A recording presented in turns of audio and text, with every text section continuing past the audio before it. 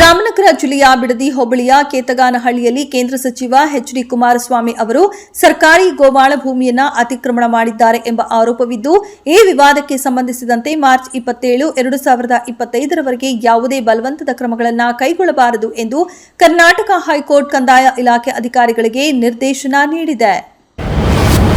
Honey trap ಯತ್ನ ಆರೋಪದ ಬಗ್ಗೆ ತನಿಖೆ ನಡೆಸಲು ಸಚಿವ ಕೆಎನ್ ರಾಜಣ್ಣ ಅವರು ಇನ್ನೂ ದೂರು ದಾಖಲಿಸಿಲ್ಲ ಎಂದು ಗೃಹ ಸಚಿವ ಜಿ. ಪರಮೇಶ್ವರ್ ಅವರು ಮಂಗಳವಾರ ಹೇಳಿದ್ದಾರೆ. ವಿರೋಧ ಪಕ್ಷದ ನಾಯಕ ಆರ್. ಅಶೋಕ್ ತಮ್ಮ ಫೋನ್ ಟ್ಯಾಪ್ ಆಗುತ್ತಿರುವ ಬಗ್ಗೆ ದೂರಿರುವುದನ್ನು ಕೇಳಿಸಿಕೊಂಡಿದ್ದೇನೆ. ಆದರೆ ಅವರಾಗಲಿ ಅವರ ಪಕ್ಷದ ಸದಸ್ಯರಾಗಲಿ ದೂರು ಸಲ್ಲಿಸಿಲ್ಲ ಎಂದು ಹೇಳಿದರು. ಕ್ಷೇತ್ರ ಪುನರ್ವಿಂಗಡಣೆ ವಿಚಾರದಲ್ಲಿ ಕೇಂದ್ರ ಸರ್ಕಾರದ ಮೇಲೆ ಮತ್ತಷ್ಟು ಒತ್ತಡ ಹೇರಲು ತಮಿಳುನಾಡು ಮುಖ್ಯಮಂತ್ರಿ ಎಂಕೆ ಸ್ಟಾಲಿನ್ ಅವರು ಪ್ರಧಾನಿ ಮೋದಿ ಬಳಿಗೆ ಸಂಸದರ ನಿಯೋಗ ಕರೆದೊಯ್ಯಲಿದ್ದಾರೆ. 2026ರಲ್ಲಿ ನಡೆಸಲಿರುವ ಕ್ಷೇತ್ರ ಪುನರ್ವಿಂಗಡಣೆ ಪ್ರಕ್ರಿಯೆಯನ್ನು ಪಾರದರ್ಶಕ ಮತ್ತು ನ್ಯಾಯಯುತವಾಗಿ ಅನುಷ್ಠಾನಕ್ಕೆ ತರುವಂತೆ ಪ್ರಧಾನಿ ಮೋದಿ ಅವರನ್ನ ಭೇಟಿ ಮಾಡಿ ಒತ್ತಾಯ ಮಾಡಲಾಗುವುದು ಎಂದು ಸ್ಟಾಲಿನ್ ತಿಳಿಸಿದರು.